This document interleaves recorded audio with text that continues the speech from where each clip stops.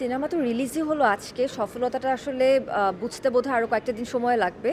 কারণ দেশের যে পরিস্থিতি, সেই পরিস্থিতিতে সবাই আসবে কিনা হলে সেটাও আমাদের কাছে একটু আ প্রশ্ন ছিল।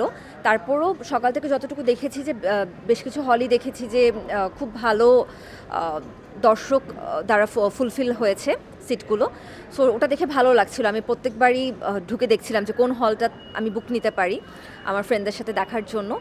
তো তখন দেখলাম যে বেশ কিছু সিট অলরেডি বুকড হয়ে আছে, বেশ কিছু হলের টিকেট আমি পাচ্ছি না। এগুলো ভালো লাগা সৃষ্টি করছে। এখন বাকিটা আসলে দর্শকদের উপর। তারা যদি মনে করেন যে সিনেমার আজকে হয়তোবা অনেকে রিভিউ পেয়ে যাবেন। অনেক দর্শকই আছেন যারা রিভিউ দেখে সিনেমা দেখতে ভালোবাসেন।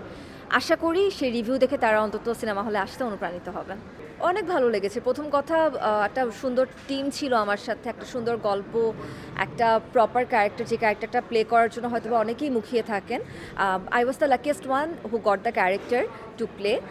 আর ওখানে যাওয়ার পর আসলে ভালো লাগা দ্বিগুণ পরিমাণে বেড়ে গিয়েছিল, কারণ এত সুন্দর, এত অদ্ভুত একটা লোকেশন আমাদের জন্য সিলেক্ট করা হয়েছে, যেখানে এর আগে কখনো ক্যামেরা পৌঁছায়নি, এত মানুষ পৌঁছায়নি। আমরা প্রতিদিন টিলার সিঁড়িগুলো ভেঙে উঠতাম।